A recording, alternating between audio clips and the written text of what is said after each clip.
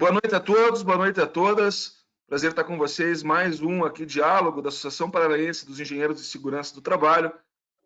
Hoje com duas convidadas especiais, a Caroline Steudel-Filos e a doutora Adriana Cristina Guimarães. O professor Certa, presidente da APES, vai estar conosco nessa jornada. Eu sou o Rodrigo Meister de Almeida, apresentando engenheiro florestal e de segurança do trabalho, advogado, mestre em governança e sustentabilidade. Hoje sou vice-presidente da Associação Paranaense de Engenheiros de Segurança aqui no Paraná. Também atuo na área de perícias judiciais e estou à frente da Engeseg, consultoria em passivos trabalhistas.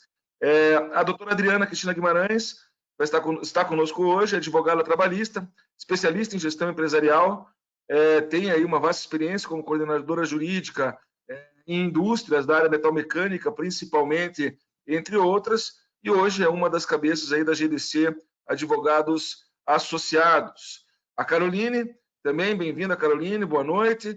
Ela é fisioterapeuta e também formada em Direito, atua como ergonomista desde 2002 na área já de saúde do trabalhador, é consultora, professora de diversas instituições de ensino na área e hoje também aí uma das redes da Exata Gestão Ocupacional, Ergonomia e Perícias. Professor Certa, engenheiro mecânico de segurança do trabalho, mestre em engenharia civil, professor aí dos principais cursos de técnico de segurança do trabalho, engenheiros de segurança do trabalho. Praticamente toda a nossa classe aí conhece o professor Certa das suas aulas ou das suas publicações. Hoje presidente da APES e também sócio proprietário da Roca Engenharia, uma das empresas referências aí da proteção de máquinas e equipamentos, entre outras atividades na saúde e segurança do trabalho. Boa noite, então, a todos. Obrigado por atenderem nosso chamado numa véspera de... né? Também já aquecendo para o Dia dos Namorados, né? Quem tem os namorados, as namoradas, quem não tem também aí tentando, em a última hora, online agora, né? Não sei se fica mais fácil, eu estou fora do mercado faz tempo. E como é um assunto em home office, estou aqui ao lado, minha esposa está me acompanhando hoje, minha filha. Então, a trilha sonora é de home office. Se vocês ouvirem aí a bebê chorando, gritando, participando e tudo mais, faz parte do processo.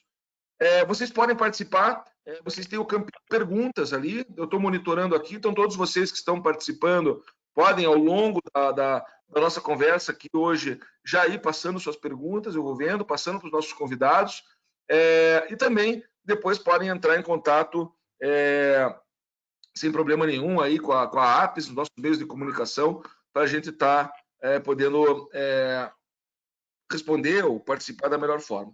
Lembra que esse evento tem o apoio da GDC Advogados Associados, da Exata Gestão Ocupacional, da Roca Engenharia e da Engeseg Consultoria e Assessoria em Segurança do Trabalho e Passivos. Doutora Adriana Cristina Guimarães, que bronca é essa com o pessoal em home office e os contratos de trabalho que não encaixam no home office? O que é que está acontecendo? Qual é a orientação para as empresas nesse momento no que tange a saúde e segurança do trabalho? Porque até onde eu sei, o teletrabalho na área de saúde e segurança não está regulamentado. E a gente não sabe para onde correr, é isso? É mais ou menos por aí. Mas não é bronca. Todo mundo tinha o sonho de trabalhar de casa. Agora o sonho se concretizou. Tudo bem que de uma forma não muito adequada, mas tá aí. Vamos desafiar o trabalhar de casa e vamos ver como fica, né? Então, com a pandemia, foi expedido o decreto número 6 de 2020, que decretou o estado de calamidade pública e vigente até 31 de dezembro desse ano. E, enquanto isso, foram criadas alternativas para se trabalhar.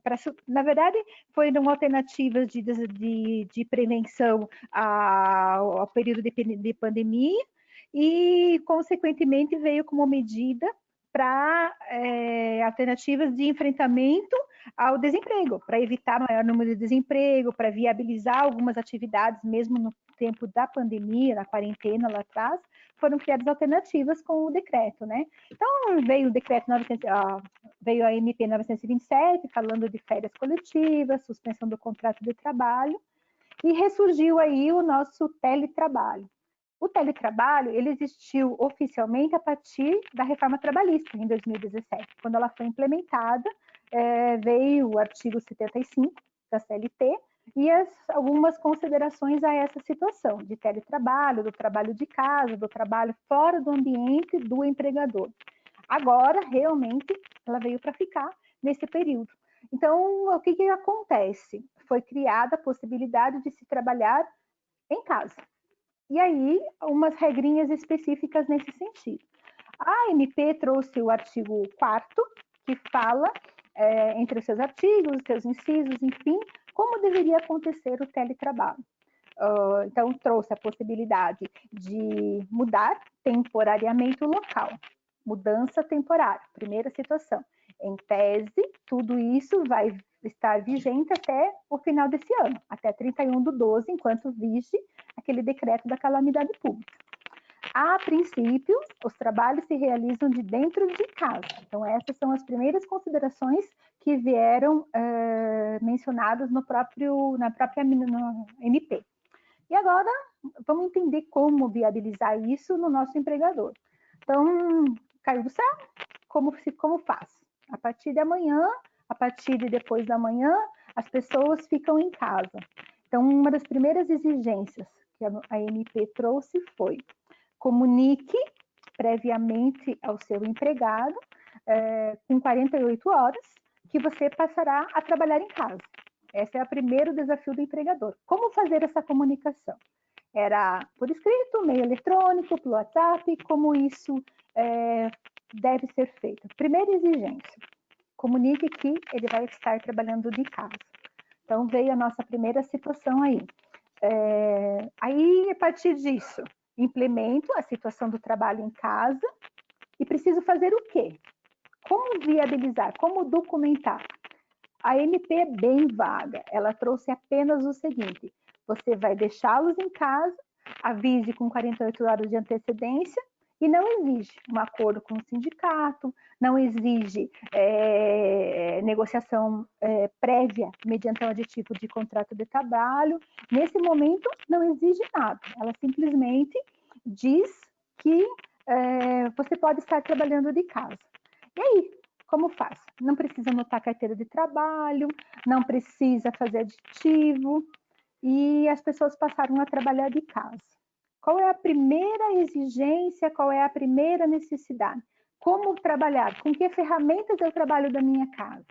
Então, essa foi a primeira situação que está se discutindo. As pessoas levaram o notebook, levaram o computador, estão usando a luz de casa, estão usando a internet de casa, e o trabalho está acontecendo, veio acontecendo, agora foi, acho que já são quase 60 dias nessa situação, um pouquinho mais, então as pessoas estão se assentando nessa realidade. O que é necessário? Então, o que se tornou necessário aí? A questão das ferramentas. É preciso que o empregador esteja atento, que é responsabilidade dele, sim, entregar, fornecer as ferramentas, os equipamentos, ou disponibilizar uma condição adequada de trabalho. E isso não envolve só a questão das ferramentas. Saúde no trabalho tem que ser preservado, a segurança no trabalho tem que ser preservada. Essa até é a razão do nosso encontro hoje.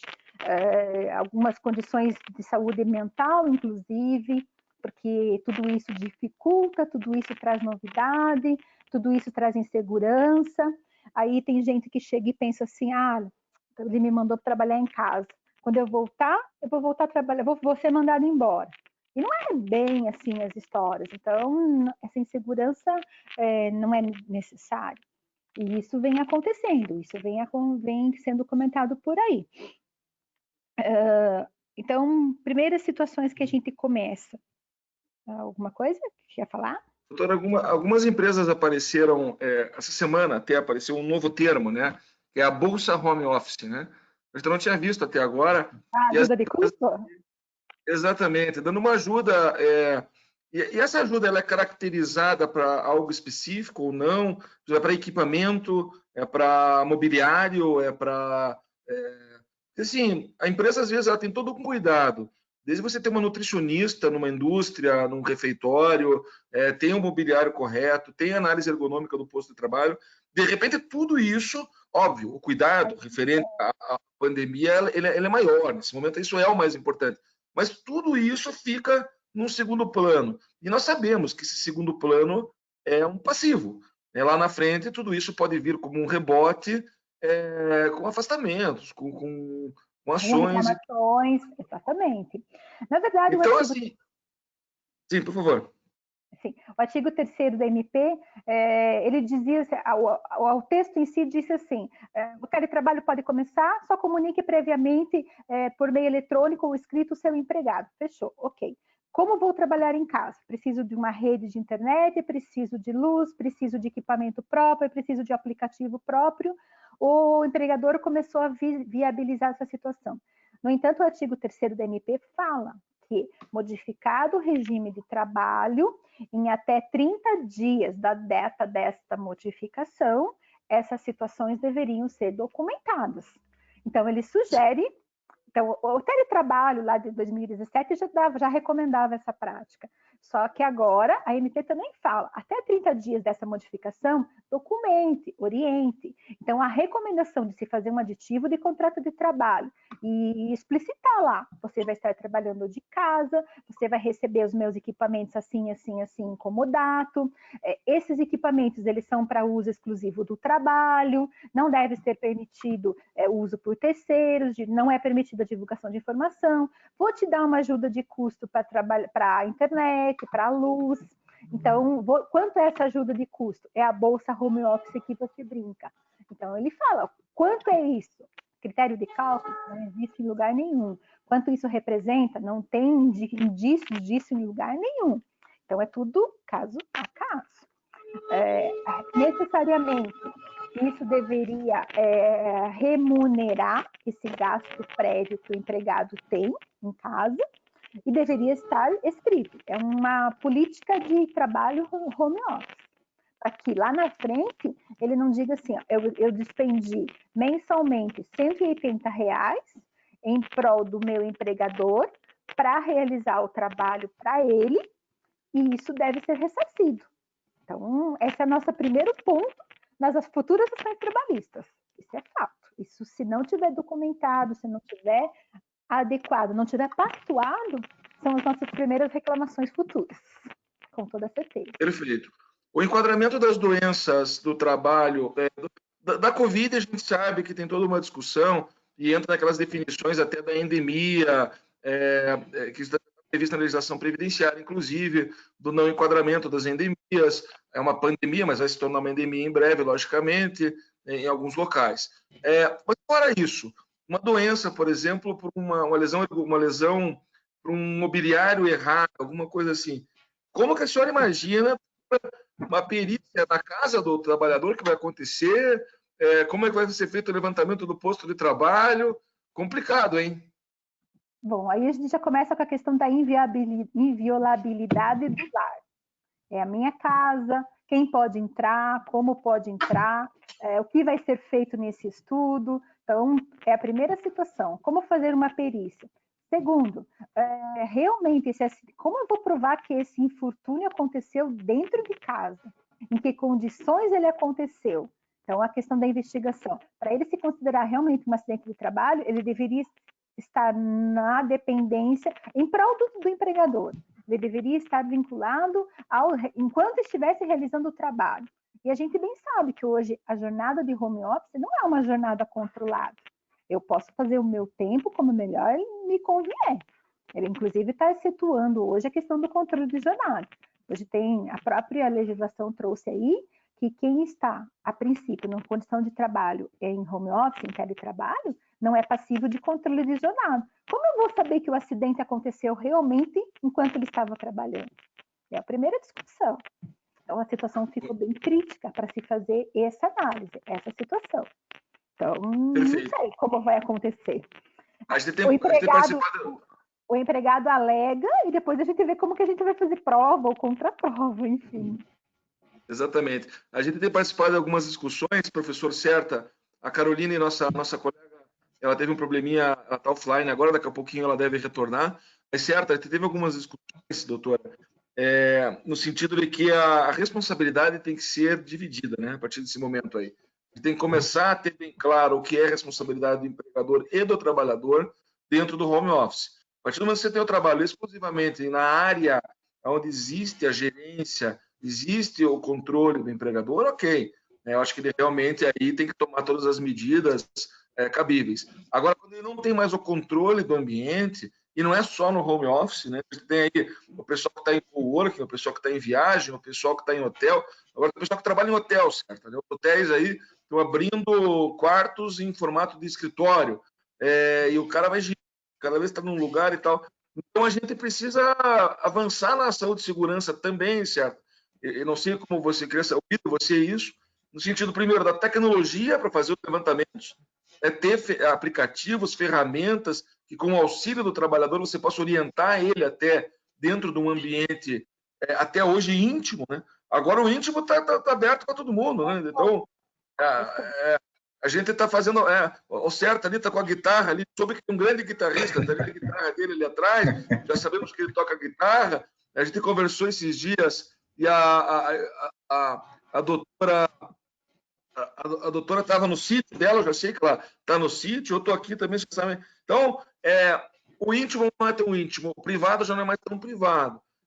Cabe às pessoas a terem um lugar que se torna público da sua casa para o trabalho, vamos oficializar isso e nesse território dividir as responsabilidades, certo? O que você já viu de tecnologia de saúde e segurança para avançar nisso e de métodos de trabalho, professor?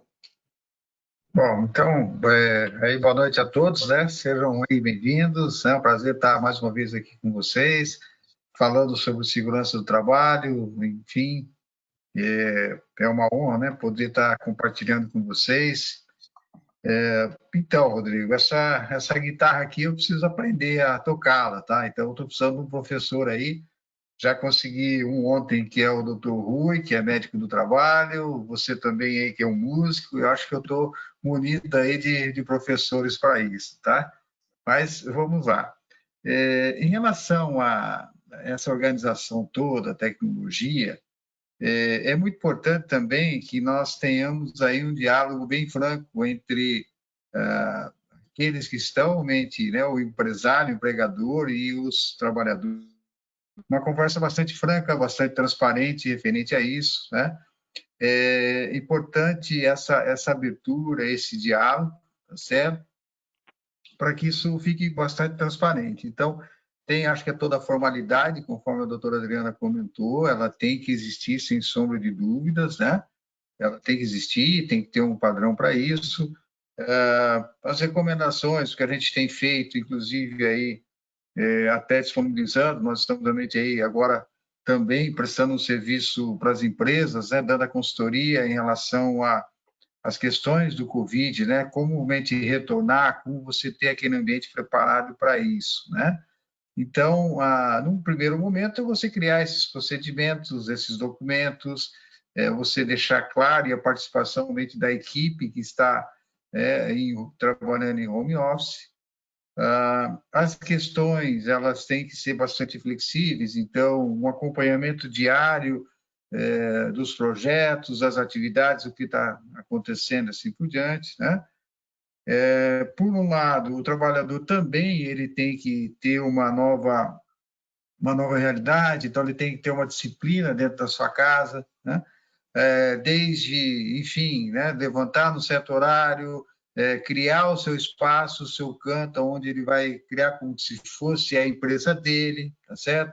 Eu já vi exemplos de home office, onde foi adaptado um quarto para home office, e na porta de entrada do home office estava lá o nome da empresa, né, desse profissional. Então, são fatos assim que eles têm realmente ter essa organização, né? E aí é lógico, é toda uma negociação interna, né, também, porque tem o cachorro que de repente que vai latir, tem a criança que vai pedir, não está acostumada com aquela situação, né, do pai ou da mãe dentro de casa, ali juntos, tá certo? Então vai querer exigir uma atenção toda para isso. Então, criar exatamente uma rotina, né? Fazer uma rotina, negociar bem dentro da própria casa, né? Criar esse espaço. Então, a hora que a pessoa cria aquele espaço, aquele canto, tá certo? Ali ela tem que entender que é o espaço para ela se concentrar, né, no seu trabalho, na realidade. Então, criando aquele espaço como se fosse onde ela tivesse lá no seu escritório, assim por diante. Então, são algumas dicas nesse sentido, né? Manter um horário certo para o almoço, montar um horário certo para uma pausa, então isso é importante, né? Daqui a pouquinho a doutora vai comentar com a gente também aí a respeito das condições ergonômicas. Então, essas pausas, elas são interessantes aí para que se aconteça. Retorno a Caroline, tá? Então, daqui a pouquinho a Caroline vai passar para a gente aí algumas dicas, né, das questões ergonômicas. Então, eu diria que, assim, é uma nova realidade você se adaptar com os seus horários, manter essa rotina, tá certo? Não, às vezes aí o Rodrigo me critica aí que eu estou aqui de gravata e tudo mais, é lógico que eu não trabalho aqui de gravata dentro de casa, tá certo? Mas, enfim, é você criar criar esse compromisso, ou seja, como você estaria saindo da sua casa e indo, né, para a empresa na realidade. Então, o trabalho em home, ele demanda dessa organização. E aí, como você comentou, né, Rodrigo, hoje a gente tem aí tecnologia para tudo. Hoje a gente tem tecnologia para saber o quanto tempo nós estamos na frente da tela aqui do computador, nesse aplicativo, né, que nós estamos utilizando aí com o patrocínio, né, da sua empresa aí, tá certo? Então, nós temos ferramentas disso, essas ferramentas que você controla o quanto tempo que o trabalhador ficou, né, dentro do sistema, ou seja, da rede toda da empresa. Então, tem realmente várias ferramentas tecnológicas para isso. Agora, é um momento bastante interessante, né? Essa relação, né? Trabalho, empregador, assim por diante, porque, de uma forma, as empresas estão passando por dificuldades em relação a não conseguir fazer as suas atividades, né? Cai, com certeza, o rendimento e tudo mais, né? Porque sempre tem uma certa dificuldade, mas eu acho que o cuidado que a doutora Adriana colocou exatamente é isso também, a questão das jornadas. Então, isso tem que ser bem estruturado. Então, uma organização, na verdade, tá, vai demandar, né, de cada trabalhador, mas a empresa propiciar isso também, né? E o Vale, como é que é? O Vale Home? É isso aí o nome, hein, Rodrigo? Bolsa Home Office. Bolsa Home Office, né? Bolsa Home Então, Office. mais uma bolsa, né? Tá certo? Então, certo, enfim... Desculpe, só uma correção, não é uma crítica a sua gravata, é um elogio que eu faço. Legal, tá bom. Então, em relação a todos vocês aí, sim, na verdade, essa questão toda aí de uma certa formalidade aí, mas é só uma questão de aparência aí. Até eu mudei um pouquinho o corte aí para essa live aí também, né? Fiz um corte econômico aí essa semana. Então, não vou contar para vocês né, o que foi a catástrofe, mas, enfim, tá certo? Acabou acontecendo isso. Na verdade, Então, viu, Roberto? Oi? Você ficou com medo que ficassem disponíveis os estabelecimentos de barbearia por muito tempo, então você preferiu, antes que feche de novo, em razão da pandemia, você fez um corte já preservando os próximos dias. Isso, exatamente. Foi aí, é um corte econômico, na verdade. Daqui 6 meses eu vou pensar em cortar o cabelo novamente. Então, mais ou menos isso. A ideia era fazer o corte em home, mas o corte em home não deu muito certo. Então, aí eu tive que achar algum lugar aí para fazer o corte e tudo aí. Então, assim, mas foi divertido.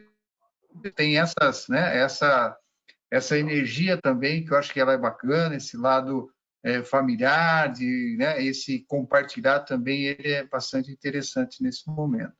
Mas, enfim, o que eu trago de sugestão para as empresas, os profissionais, né, nada mais a importância como nós, engenheiros de segurança do trabalho, que está à frente das medidas, das ações e tudo mais, trabalhar fortemente nisso, cada dia conhecer mais, né? Então, montar o seu procedimento, é você deixar claro essa negociação em ambas as partes aí, certo? Então, é isso, né? Doutora Caroline, como é que a Rodrigo, gente faz com a já me questão permita ergonômica? só me permita fazer uma consideração, eu já passo para a Carolina, porque eu sei que ela vai falar a beça sobre isso. Mas lá na época em que foi instituído o teletrabalho na reforma, veio o artigo 75, e ele falava que o empregador deve instruir os seus empregados de maneira expressa e ostensiva quanto às precauções a se tomar a respeito das doenças e a saúde e o acidente de trabalho neste regime de teletrabalho. Então, ele já trouxe, isso já tem 2 anos, 3 anos, de disposição expressa. Então, o que é bem importante? É a política de home office dentro da empresa, é um aditivo de contrato de trabalho dentro da empresa para se estabelecer a regra do jogo, e é claro, toda a recomendação ergonômica, que a Carolina vai abordar, acho que muito legal, como ser o mais adequado possível. Perfeito. Tem uma pergunta aqui do nosso associado da APES, o César Lopes. Ele pergunta o seguinte: a influenza é considerada uma doença ocupacional? César, eu vou dar minha resposta e vou pedir depois que a doutora Adriana me corrija ou não, tá? A influenza, a princípio, por ela ser uma doença infecto-contagiosa, ela está enquadrada, assim, no rol de doenças ocupacionais para aquelas pessoas que estão em locais de trabalho que têm o trato à saúde e a recepção de infecto-contagiosos como finalidade. Principalmente aqueles hospitais de postos de saúde que têm as áreas de isolamento de infecto-contagiosos, isso não é só a influenza. Acontece com a brucelose, a tuberculose e outras aí, tradicionalmente, que inclusive estão na da NR15, da insalubridade. Pode sim acontecer o nexo com os profissionais, principalmente profissionais de saúde. Dentro das indústrias, do comércio, falando agora aí da Covid, dessa situação que nós estamos, teve um bafafá quando o Supremo pegou e tirou lá da medida provisória o artigo que falava que a Covid não poderia ser considerada uma doença do trabalho. Tacitamente ele colocava essa premissa lá, né? Mas já dizia, a não ser que tenha a prova do nexo depois. Tal. Então, na verdade, era um artigo que não inovava muito. A gente já sabe que se a pessoa conseguir demonstrar o nexo com a atividade dela, vai ser uma doença do trabalho. Agora, assim, no momento de pandemia, no momento de endemia, que você tem a doença em todos os meios, realmente fica complicado. Inclusive, foi o argumento do ministro Fachin, quando ele comentou esse artigo, você não tem como dizer onde a pessoa adquiriu, teve o contato com o vírus. Né? Então, pode ser considerado doença do trabalho? Pode, mas dificilmente será em locais que não são os lugares de trato à saúde. Se acontecer, cabe ao trabalhador demonstrar o nexo. E por isso, tem uma exceção lá na legislação previdenciária que fala, em casos especiais, poderá ser considerada a endemia uma doença, tal. Então, para não ser um caso especial, a gente orienta as empresas que sigam primeiro aquele comunicado que saiu do Ministério da Economia, da Secretaria de Trabalho, com algumas medidas para refeitório, distanciamento, limpeza, higiene e tudo mais, né? Uma relocação do grupo de risco e registre isso. A empresa tem isso muito claro nos seus registros de todos os atos que faz, inclusive com a reunião da CIPA, com ações do SESB e tudo mais. Então, pode ser uma doença do trabalho ocupacional? É considerada uma doença ocupacional, como você me perguntou? Mas cabe verificar o nexo para que isso seja comprovado. Não sei, doutora Adriana, se tem... certo ou não? O princípio de investigação é o mesmo, vale para toda e qualquer situação, desde o simples escorregão, que pode ter acontecido num ambiente de trabalho e ter trazido um prejuízo, até a própria doença nesse cenário. Como aconteceu no ambiente de trabalho, aconteceu em razão do trabalho, se não tiver a prova absoluta disso, não vai ser caracterizado a doença como decorrente do trabalho em hipótese alguma. Agora, com certeza, essa também será a próxima discussão das nossas ações trabalhistas. Quer queira, quer não, isso vai... Agora não, mas vai chegar. Junto com o home office, junto com a suspensão, junto com férias incorretas, essa situação vai chegar ao judiciário, com certeza. Entre as perícias judiciais, as mais complicadas ou não, mas as que dão mais trabalho, eu considero aquelas dos agentes biológicos, até porque o texto é muito mal escrito hoje, né? Nós estamos esperando a revisão aí da NR15, mas a segunda mais complicada ou mais trabalhosa é a perícia ergonômica. E a doutora Caroline Filos está conosco, e ela tem aí uma larga cancha nessa área. Doutora Caroline, as perícias ergonômicas, quando a gente perdeu o seu contato, aí nós comentamos aqui, como é que elas vão acontecer no home office, meu Deus do céu? Como é que vai acontecer? Pois é. Não sabemos ainda. Mas, acima de tudo, vai disponibilizar um vídeo também, que você já me enviou aqui, a gente vai mandar para todos os participantes aqui. No momento, nós estamos com 44 pessoas conectadas conosco. Mas, doutora, por favor, o que fazer para mim não ficar aqui com a minha coluna Não só os meus hábitos aqui em casa, como cuidar do home office e também da minha saúde, por favor. Oi, você está me ouvindo bem? Olha que foi Lady Murphy, você sabe que o bairro inteiro caiu a internet, você viu que beleza? Mas agora voltei, agora está tudo certo. Você está me escutando bem, né?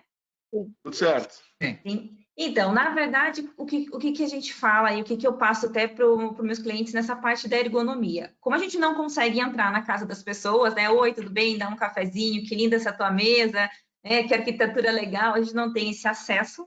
A gente tem que fazer o mínimo, pelo menos o mínimo que está previsto na lei. Como a doutora Adriana falou, o que a gente coloca para os nossos clientes? Que haja um documento com todas as orientações, tanto da área, né, de segurança, mas agora trazendo um pouco para a minha área de ergonomia, todas as orientações da ergonomia física, mas não só física, a ergonomia cognitiva, né, abrangendo, e a ergonomia organizacional, que a gente fala também, né. Então, ali no artigo 71E da CLT, que a doutora falou, fala que você tem que instruir de forma expressa e ostensiva, ou seja, você tem que realmente, ainda após disso, logo após esse artigo, no mesmo artigo ainda fala que você tem que ter um formulário em que ele realmente ateste que ele recebeu essas orientações. Então, assim, trazendo agora para a ergonomia, né? O que a gente entende como ergonomia? Acho que muita gente é da área, mas é bom a gente resgatar. A ergonomia, ela é a adaptação das condições do ambiente de trabalho, quer seja na indústria ou quer seja no home office, para conseguir, né, uma adaptação psicofisiológica, conseguindo conforto, segurança e produtividade, ou seja, que não tenha doença, que tenha segurança e que ela consiga ainda trabalhar com conforto e produtividade. Da parte física, acho que se eu fosse falar todas as orientações da ergonomia física para vocês, a gente ia ficar nessa live de 1 hora, né? Mas até o doutor Rodrigo falou, a gente está disponibilizando para vocês as orientações, a gente fez um vídeo, inclusive foi um vídeo que eu fiz para meus clientes, junto com esse termo daí que a gente encaminhava para todas as pessoas que estavam em home office para assinar, eles realmente tiveram, junto com um book também de orientações de ergonomia de todos os aspectos, né? Mas um exemplo, por exemplo, né? Um exemplo, por exemplo, é ótimo. Um exemplo, por exemplo, é a orientação da cadeira, né? Então, a cadeira, entre mesa, cadeira, monitor, todos esses aspectos físicos, eles devem ter uma adaptação.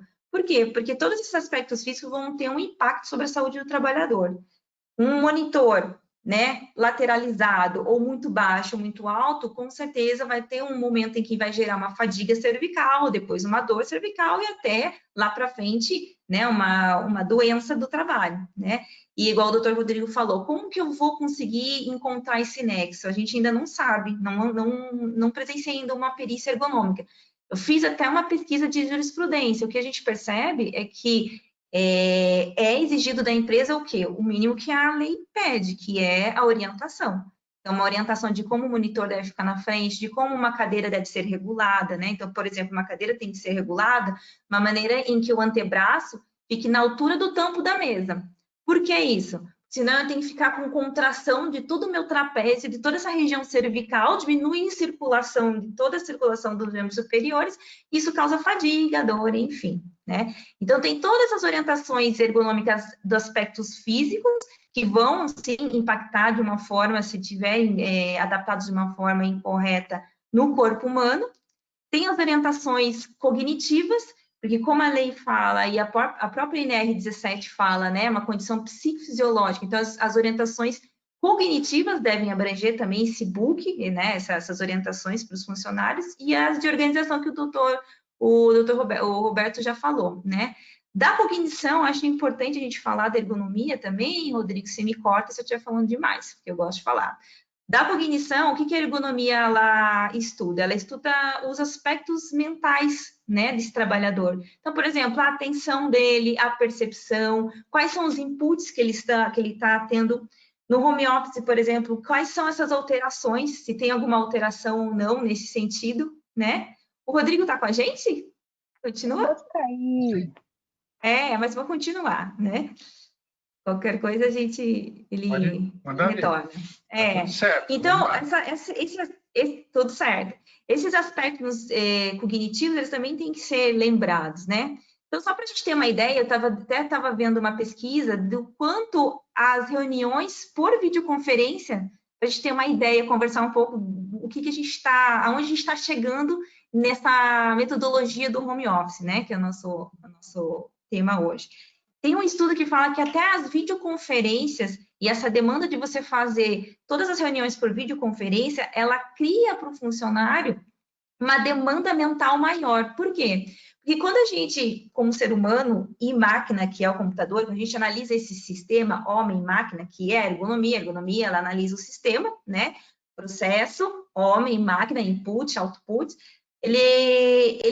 Uma das análises que a gente tem que fazer é a análise da percepção, que é um processo cognitivo. Quando a gente está, por exemplo, dando uma aula ou fazendo uma conferência em que a gente tem que fazer uma solução ou um conflito, a demanda mental para eu estar conseguindo entender o que ele está falando e conseguir passar a minha mensagem é maior.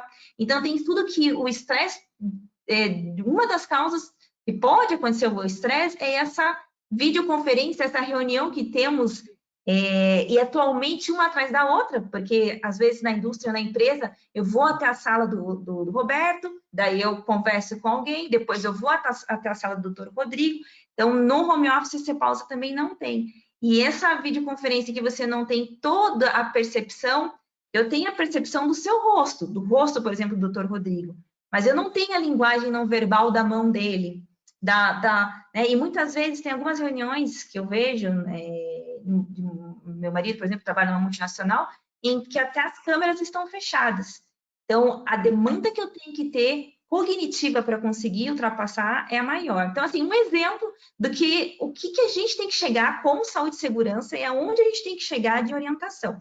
Por isso que a gente fala que a orientação física a gente tem que fazer, mas a gente tem que dar um repertório também para os nossos funcionários. Não é simplesmente assim, legal, você queria home office, agora a pandemia, vai, né? Não, a gente tem que dar um repertório. Na ergonomia cognitiva, quando a gente fala que a gente tem que dar um repertório, é justamente orientar o funcionário, olha, você vai ter que fazer pausas, você vai ter que ter sua autogestão, você vai ter que dar os seus limites, né? Não sei se vocês chegaram a falar a hora que eu caí da Hebe, do direito de você desconectar o trabalho, até que ponto você tem que responder o WhatsApp. A empresa tem que dar esse repertório, essa orientação, né? Então, ela tem que falar, olha, a partir desse ponto, você trabalha. Como a gente não tem, acho que a doutora abrangeu isso, mas ali na CLT, quando fala de trabalho, você não pode regular as horas, né? Ele está ali como uma exceção da jornada de trabalho regulada. Então, assim, até quais horas você vai trabalhar, quais são as pausas, se tem que responder e-mail, até que ponto, os acordos que você precisa fazer na sua casa, né, tanto com sua esposa, com seus filhos, o espaço, então tudo isso tem que estar abrangendo nisso. Se a pessoa ela é mais matutina ou vespertina, ergonomia cognitiva também, ela pode orientar. O que é isso? A matutina é aquela que trabalha 6 horas da manhã, ela já está produzindo, ela produz muito mais de manhã, e a vespertina é aquela que vai muito mais de madrugada. Como é um teletrabalho, você que vai ter que se organizar. E muito se fala também de a gente passar esse book, essas orientações para os funcionários, mas eu estava lendo também a necessidade de você orientar os gestores, porque o gestor também precisa saber como eu vou controlar a minha equipe. A gente percebeu uma demanda de trabalho maior agora no início da quarentena, justamente porque como eu vou controlar a minha equipe, eu vou então passar mais projetos, como vai ser minhas metas? Então, a gente da saúde e segurança tem que fazer também um treinamento com os líderes, com os gestores. Olha, você pode cobrar o teu funcionário até aqui, né? Procure mandar um e-mail, não a partir das 11 da noite e mande um WhatsApp falando para ele entregar o relatório no outro dia, né? Então, a gente tem que fazer um trabalho de orientação do funcionário, dos líderes e dos gestores. Então, isso que é importante, você fazer esse book, minha orientação como ergonomista, fazer realmente esse book, abrangendo toda a parte física, que é até não menos importante, mas mais fácil de você conseguir visualizar, que é o monitor, a mesa, a cadeira, o teclado, a iluminação, né? É importante você pelo menos orientar sobre a iluminação. A sua tela tem que estar paralela à janela para não ter reflexos, né?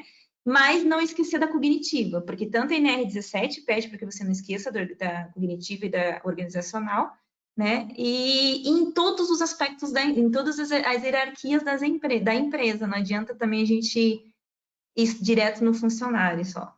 Caroline, deixa eu te fazer uma pergunta. Primeiro, tem uma crítica histórica com a ergonomia cognitiva raiz, vamos dizer assim, que ela vem lá do sofrimento do trabalho, o trabalho punitivo, o Charles Chaplin ficando louco entrando dentro da máquina, né? Inclusive capa de Ju e de outros professores aí que são referência do assunto.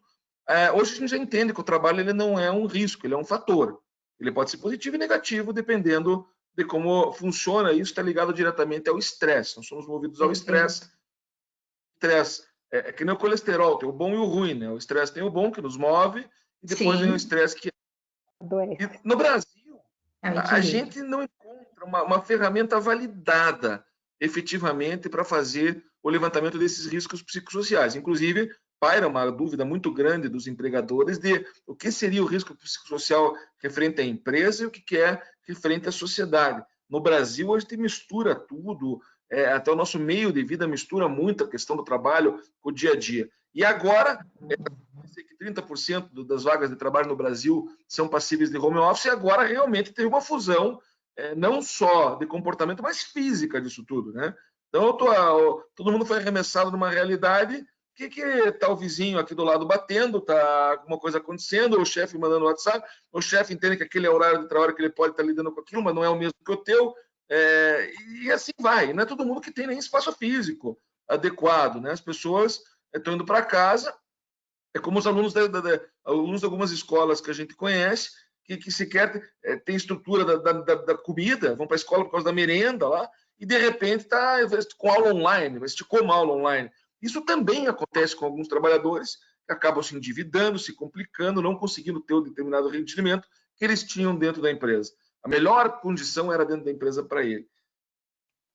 Enfim, a pergunta é, que método existe? Se não existe, o que nós temos que nadar na engenharia de segurança para poder cuidar da cabeça das pessoas, não só no home office, mas também no dia a dia, com a terceira maior causa de afastamento do Brasil no momento? Na verdade, a gente acha que a ergonomia cognitiva ela é nova, né? E que essa análise ela é relativamente nova. Mas, assim, desde 1950 que teve uma crise das telefonistas, teve um estudioso que já verificou, né? Esses aspectos do trabalho, né? Psicossociais e também cognitivos que afetavam realmente o trabalhador. Então, o que o ergonomista faz, né? Como você perguntou, como ferramenta. Primeiro, não tem ergonomia sem a avaliação dos aspectos cognitivos do funcionário. O ergonomista, quando ele vai avaliar um posto de trabalho, ele tem que avaliar primeiro, ele tem que sistematizar aquele posto de trabalho, tá? Claro que sim, eu poderia citar várias ferramentas, essas coisas assim, que são as ferramentas. Mas a ergonomia mesmo, que é você sistematizar e verificar todos os aspectos do trabalhador, ela tem que analisar os aspectos também cognitivos, né? Então, quando você avalia um posto de trabalho, qual seja, em que você avalia os aspectos da máquina, o aspecto do ambiente, o aspecto do ser humano, você precisa avaliar toda essa demanda também mental, né? Então, assim, o que está chegando nesse trabalhador, né? E como ele está percebendo o que está chegando nele através de todas as percepções do ser humano, que é visual, auditiva, assim, até através de movimento, né? E o que está saindo de movimento dessa percepção e, novamente, o que ele está fazendo na máquina. A máquina a gente entende até como um estilete, né? Não entenda só como uma máquina complexa. Na ergonomia, a máquina é qualquer ferramenta. E o ergonomista tem que fazer essa análise ergonômica. Então, essa análise de todo esse sistema. Até tem um exemplo, por exemplo, teve aquele acidente no Chernobyl. Fizeram uma análise sobre essa interface homem-máquina e verificaram que eles não conseguiam, através da interface entre o ser humano e a máquina, perceber o tamanho do acidente, por erro dessa interface, de falta de leitura deles, né? Falta tanto de orientação e treinamento deles, e essa usabilidade que a gente fala dessa interface entre máquina e ser humano. Então, assim, quando estava acontecendo e estava bem para frente o acidente, daí sim eles se perceberam, né? Então, assim, o ergonomista ele vai analisar todas essas fases, tanto do home, como entenda o posto de trabalho também, o posto de trabalho do home office, e vai verificar se durante esse processamento, o que está entrando, o que está saindo, há uma demanda maior, há um erro ali em que aumente muita atenção, ou tem atenção compartilhada, ou aumente muita carga mental, ou alguma percepção está incorreta. Por exemplo, se eu estou fazendo um movimento no posto de trabalho em que ele é monótono e muito, por exemplo, repetitivo, vai chegar um momento em que minha atenção diminui. Então, eu tenho que avaliar a atenção desse funcionário para, por exemplo, prevenir um acidente, tá? Aqui no home office, a gente teria que fazer toda essa avaliação. Claro que a gente ainda não sabe como. Tem como a gente fazer uma avaliação remota, através de alguns questionários, alguns instrumentos que eles poderiam estar levando e fazendo medição. Mas, enfim, seria essa análise ergonômica. Existe algum checklist, algumas ferramentas também que você consegue ver se ele está estressado, se tem uma demanda muito alta. Uma coisa também importante que eu acho que a gente pode falar para o pessoal que está nos acompanhando é abrir também esse diálogo, né? Algumas empresas eu estou fazendo até umas orientações online para que ele possa falar, olha, eu me sinto mais cansado aqui, eu tenho uma dor de cabeça no final do dia, como é essa minha cadeira, porque o bom seria se todos tivéssemos cadeiras e repertório de pausa, de disciplina, né, de horário, se a gente soubesse de iluminação, mas não é. Então, assim, às vezes a gente tem que dar todo esse repertório e conseguir analisar via online. E a gente está falando, assim, de home office de funcionários que estão agora e que vão permanecer, como a gente vê até, né, de XP Investimento, parece que vai ficar até o final do ano, Google, todas essas que já falaram que vão permanecer em home office, né? Então, assim, é uma realidade que a gente tem que tá mantendo. O que eu ia falar é isso, que a gente tem os funcionários em home office, mas eu tenho também funcionários com certas restrições também em home office, que eu tenho que fazer uma orientação específica, né? Eu não algumas posso fazer deficiências específicas também. Eu não posso fazer Rodrigo? Não consigo. Não consigo, já assumi que não. Para você ter uma ideia, meu escritório fica a meia quadra da minha casa, mas eu preciso sair de casa e ir para o escritório, senão não trabalho. Não produz. Mas olha, Rodrigo, uma coisa importante também é o próprio gestor conseguir perceber qual é qual é a tua característica. E também estava vendo que tem algumas empresas que estão alternando. Eu não sei se a doutora Adriana chegou a falar, eu não como sair, né? Mas o fato do funcionário trabalhar alguns dias dentro da empresa não descaracteriza o home office. Tem um artigo expresso falando isso. Então, assim, se a pessoa tem essa necessidade, às vezes, de conversar com o gestor um dia, ou igual você, de ir, voltar, ficar 3 dias, isso não teria problema. Até seria, dependendo da característica da pessoa, salutar. E tem também, às vezes, essa relação de estar na empresa por muito tempo. Então, tudo isso tem que ser avaliado. Sim. Doutora Adriana, a gente, nesse cenário todo, está entrando já nos últimos 10 minutos da nossa conversa, voou o tempo aqui. Quem quiser já mandar mais perguntas, aqui eu estou olhando as perguntas. As que já estão sendo respondidas pela conversa, eu estou deixando quieto, mas se quiserem, podem mandar aí que a gente vai respondendo. Eu tenho uma pergunta, de curiosidade, doutora Adriana. Nós estamos a partir de 2022 aí, com a promessa da nova relação do Código CID de doenças, a lista de doenças que nós temos aí, e obviamente vem a questão do nexo com o trabalho. Uma delas já nasce no trabalho, né? Que é a previsão da entrada do burnout com um código CID específico, sendo que a origem do burnout é no próprio trabalho. Como o direito deve se preparar e como que as empresas devem se preparar, visto que tudo que a professora Caroline nos falou agora são agentes que podem acionar um gatilho e vai para aquela sequência da ansiedade, do estresse, alguns vão para a depressão, outros vão tal, enfim, configura-se o burnout, né? Que a gente hoje faz a gestão chamando ali de presenteísmo, absenteísmo, né? Ele tá meio ali misturado nas duas matérias. E o direito, doutora Adriana, como é que nós vamos orientar os empregadores quanto a isso? O meu pensamento positivo aqui foi ouvido por você aí. Nós estamos em 3 aqui. O mais quietinho é o Roberto, que não se manifesta. Mas eu estava ali, fala ou não fala? Caroline, fala ou não fala? E no fim você fez uma consideração do que eu queria muito falar. A questão da síndrome de burnout é uma doença presente, desconhecida por muita gente, e eu vejo que a tendência dos trabalhos home office, onde o empregador não souber adequar as ferramentas e a metodologia de trabalho, isso vai desencadear também. O que eu vejo muito, especialmente em multinacional, isso é bem incidente, é a questão da desconexão do trabalho. O pessoal vai embora e continua recebendo as mensagens por WhatsApp, o pessoal vai embora e continua abrindo os e-mails de casa. E ela, rapidamente, a Carolina falou assim, tem gente que gosta de trabalhar bem de manhã, tem gente que prefere trabalhar até o final do expediente, que é o esquema de banco de horas que é instituído por grandes empresas. Eu tenho um horário núcleo para se fazer presente na atividade. Normalmente das 9 às 4 horas da tarde, que em tese seria um horário médio, onde todos deveriam estar de fácil acesso.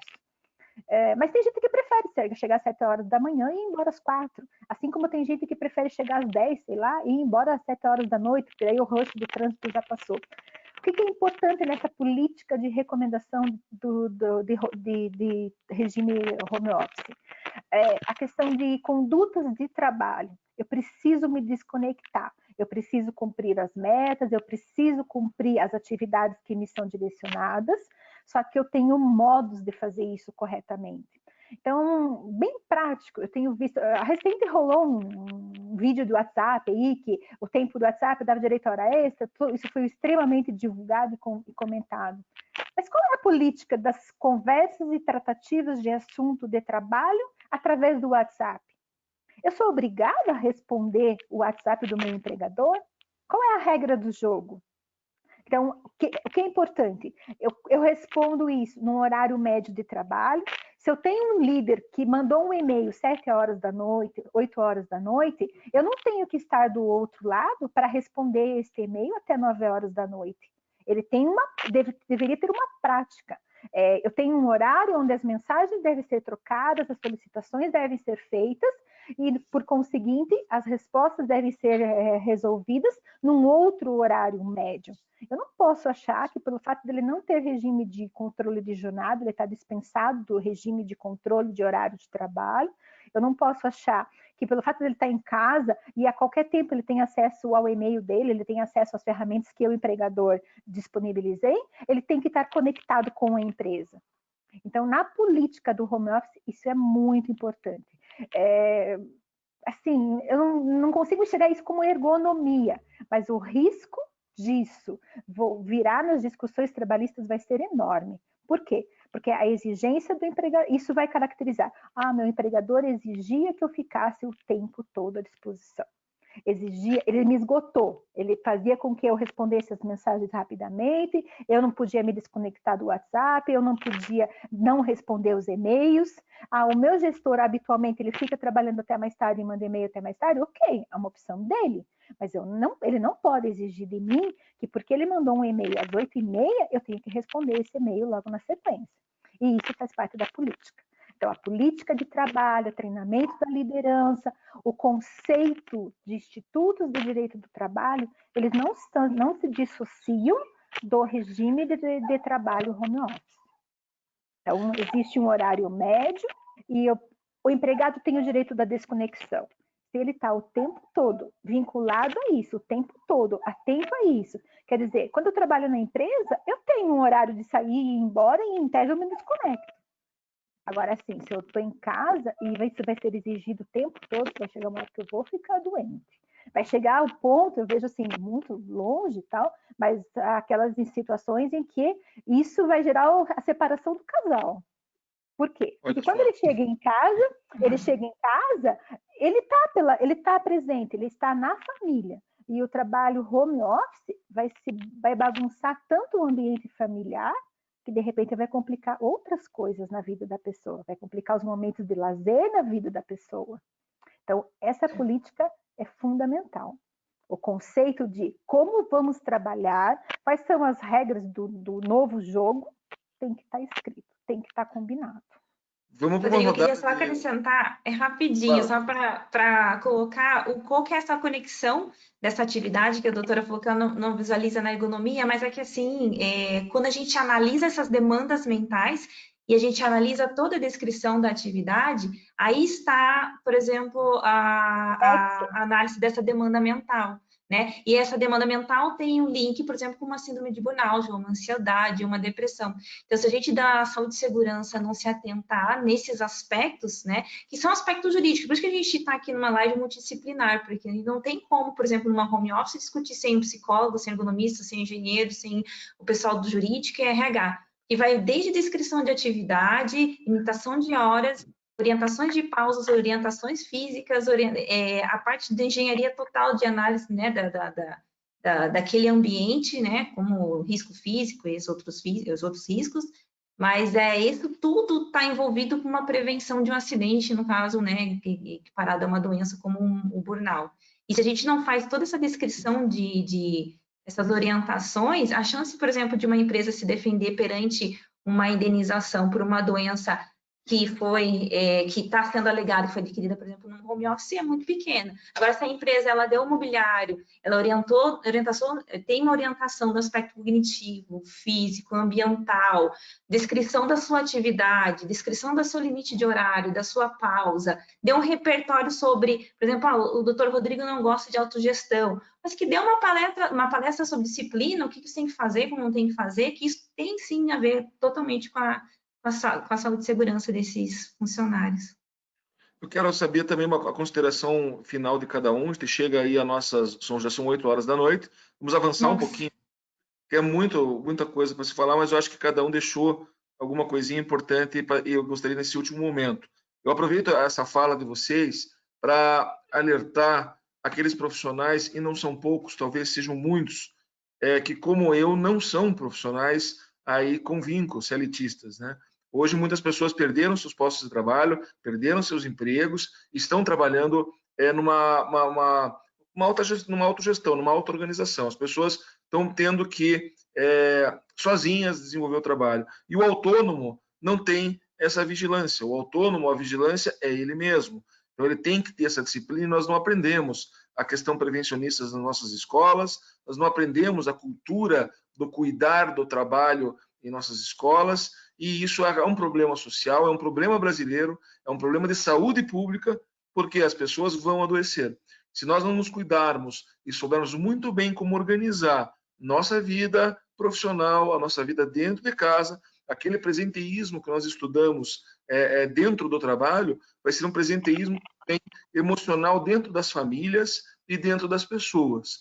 Isso gera a doença mental, isso gera a doença da psique, e nós estamos no momento aí que fomos arremessados para essa realidade, muitas pessoas sem o devido preparo, sem a devida organização, e que agora começa a se entender e perceber como deve funcionar ou não. Então, assim, cada um tem que buscar informação, e nós, profissionais de saúde e segurança, professor Certa, a nossa Associação Paranaense de Engenheiros de Segurança e todas as outras organizações e empresas prevencionistas também devem pensar no indivíduo social, no sentido de democratizar essa informação. Os vínculos em carteira hoje são minoria da força de trabalho brasileira e nós temos que pensar no todo. Então, eu deixo minhas últimas palavras e gostaria que cada um aí, começando pela Caroline, depois a doutora Adriana, por último, o professor Certa, já fazendo as vezes da APES aí, deixasse a sua última mensagem, já agradecendo vocês nessa noite aí, pré-feriado. Caroline, por favor. Eu só quero agradecer também o convite, espero ter contribuído, fico à disposição, né? Qualquer coisa que vocês precisarem referente à ergonomia, a gente tenta passar alguma coisa, mas a gente poderia ficar mais de uma hora falando sobre ergonomia e cognição, então estou à disposição, tanto a física e todo esse aspecto da ergonomia, estou à disposição, se vocês precisarem, e novamente agradecer, tá bom? Obrigado. Eu tenho um material muito bacana que você passou, acho que não vai conseguir transmitir agora, mas eu posso passar para o pessoal, né? Quem se inscreveu, eu posso mandar. Pode. Beleza. Pode Tranquilo. sim, bem legal. Doutora Adriana. Igualmente, obrigada pela oportunidade, eu acho que foi um prazer estar aqui, foi um assunto bem discutido, muita novidade, muita coisa prática, eu sempre defendi muito o aspecto prático das situações dentro do contrato de trabalho, é fato, O Rodrigo fez um comentário no meio de numa das suas intervenções que assim, muitas das home offices vieram para ficar. O pessoal gostou da prática de trabalho, elas vieram para ficar. O que é bem importante. Por consequência, isso vai parar na Justiça do Trabalho. As situações de insatisfação, as situações de adoecimento, as situações de perda de renda. É assim, eu não posso adoecer um empregado nessa condição e deixá-lo sem remuneração. Isso vai parar na Justiça do Trabalho no futuro muito próximo. Então, levem como recado, orientem, discutem, escrevam, combinem. Nós não temos a receita completa do bolo, porque cada situação é uma situação, cada empresa vai ser de um jeito, mas é preciso combinar a nova regra do jogo. É preciso orientar, é preciso estar preocupado com o empregado neste regime de trabalho, até porque ele está longe dos olhos do empregador. Talvez quando a gente for realmente enxergar a figurinha, ela já deve estar doente, ela já deve estar com outros problemas. Quando ele está dentro da empresa, a gente enxerga que ele está meio deprimido, que ele não está legal, ele não conversa como ele conversava antes. Então, precisa olhar agora com outros olhos essa relação. Conceitos que existiam até agora vão se modificar em razão do home office, com toda certeza. Igualmente, estou à disposição, podemos nos encontrar por aí, enfim, tem material para mais uma live de 1 hora, com toda certeza. Obrigada pela ocasião. Legal. Bom, minha vez então, né? Agora eu vou poder falar então um pouquinho, né? Vai, Mas, Roberto. enfim, não tem como, né? Nós estamos aqui falando com vários especialistas, enfim. Então, a nossa preparação para essa live aqui foi uma live, basicamente, entre nós 4 aqui. Então, essa semana, né, nos reunimos e, enfim, aquilo que nós falamos com amor, com aquilo que realmente gostamos. E, então, acho que isso é importantíssimo quando a gente fala dos profissionais que estão envolvidos na segurança das pessoas, nas condições enfim, de trabalho, nas condições jurídicas e assim por diante. Então, a professora Caroline comentou bem também sobre essa questão aí sempre de não fazer sozinhos. Então, isso sempre eu questiono muito, né? Então, nós temos sempre que ter aí todas as áreas envolvidas dentro de uma empresa, todas as obras de gestão, elas trazem que você tem que ter a liderança muito forte. Então, nesse momento, é preparar sempre a liderança também para esse tipo de situação. Essas condições aí, de disciplinas em relação ao WhatsApp, né? Uma tentação, você está com o celular aqui, a gente fazendo a live, e alguém está mandando o WhatsApp, e aí será que é alguém que está na live ou não? Enfim, então sempre essa preocupação, essa ansiedade, e cada vez mais a gente tem essa ansiedade de estar realmente conectado e tudo mais.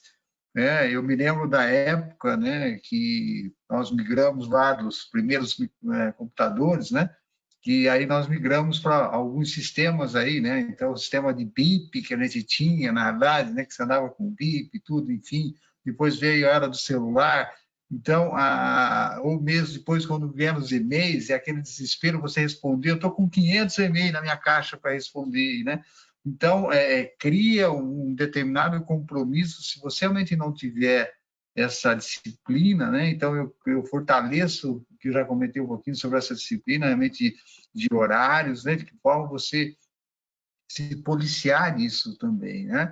Agora, é importante que as empresas façam isso, que os gestores das empresas realmente façam isso, tenham esse tipo de cuidado, tenham esse tipo de respeito, e, ao mesmo tempo, também os trabalhadores, né? Que falem também, né? Olha, para mim não está legal, né? Nós temos situações aí que o trabalhador está pedindo para voltar na empresa, né? Então, ele quer voltar, ele quer pelo menos se deslocar, então, assim, são perfis e perfis, certo? Então, é isso que nós temos que realmente entender, é um aprendizado isso tudo. Lógico, a gente nunca quer chegar nas condições jurídicas, mas a doutora Adriana está aí, sabe, né? Aí o doutor Rodrigo também, que é advogado, então, elas acabam acontecendo, tá certo? Infelizmente, acabam acontecendo, né? Mas fica aí o recado, né? Bom, falando um pouquinho sobre APS para vocês, então, eu quero agradecer como presidente aí da APS, né? Agradecer muito aí o Rodrigo pela organização também, mais uma vez, tá certo? Agradecer a doutora Adriana também, né? pelas palavras, as sábias palavras, e muita experiência também, a Caroline também. Manda um abraço para o Rodrigo, tá certo, né? Família de ergonomistas, tá certo? Então, parabéns, é mais ou menos igual aqui em casa, somos em 4 engenheiros, né? Eu, esposo e 2 filhos, então, é uma família de engenheiros também. Então, né, agradecer vocês por esse apoio. Pedir para vocês que estão nos ouvindo aí, que são os associados, ou então não são associados, né? Aqueles que são associados se associem realmente à APES, nós precisamos realmente a nossa profissão. Nós temos um trabalho muito forte em relação à comunidade, então, em qualquer tipo de atividade, nós estamos nela. Então, agora, por exemplo, a questão de home, assim por diante. Então, se associem, tá certo? Nós precisamos fortalecer cada vez mais a nossa profissão. Nós passamos para os nossos 600 e quase 50 associados, nós passamos essa semana aí uma pesquisa para vocês responderem, por gentileza, é rapidinho, 2 minutinhos você responde. Nós queremos saber o que, né, nós queremos ouvir você aí, associados, tá certo? O que vocês esperam dessa ação, o que nós podemos melhorar e assim por diante, tá certo? Tem algumas sugestões de outras lives que estão vindo aí pela frente. Nós temos recebido bastante sobre a questão do GRO, né, gestão de riscos ocupacionais. Ainda é uma dúvida muito grande nesse sentido, então, talvez seja a próxima aí live que a gente vai conversar um pouquinho. Enfim, tá certo? Então, muito obrigado mais uma vez aí a Adriana, a Caroline, ao Rodrigo, a vocês que estão participando, estão nos ouvindo aí também, tá certo? E quando nós temos, assim, especialistas, a gente não vê o tempo passar e, enfim, essa conversa gostosa aí. Então, muito obrigado mesmo, tá certo? E é isso aí. Rodrigo, eu não sei se você quer deixar um pouquinho mais para nós 4, a gente fazer o fechamento. Na verdade, eu quero agradecer, vou dar uma de radialista aqui, nossa audiência qualificada, né, professor? Um abraço ao professor Edu Trevisan, né, um dos maiores ergonomistas que nós temos em Curitiba, aqui, uma grande figura. Hoje ele é coordenador do nosso grupo de estudos dentro da BRH, de Qualidade, Segurança e Meio Ambiente. Nos acompanhou a live toda aqui, mandou um abraço a todos, parabenizando pelo nosso trabalho, e todos os associados que estão presentes. Mas é isso, professor Serta. As perguntas foram respondidas aí no nosso bate-papo, acho que esgotou. Eu vou fazer o tradicional aqui, vou abrir o microfone para todos os participantes. Se alguém quiser se manifestar, fique à vontade. E se não, a gente deseja um ótimo final de dia e feriado a todos, né? Vamos ver se o pessoal está... Não consegui abrir os microfones. Então, fica aí suas perguntas, já foram respondidas. Então é isso, professor Serta. Obrigado, muito obrigado, okay. Doutor Adriano. E vamos marcar o episódio 2, 3, porque papo aqui tem cobrando, né? Valeu? Um ótimo feriado a todos. Fiquem bem, se cuidem, né? Fiquem seguros. Né? Até mais. Muito obrigado. Valeu. Tchau, tchau.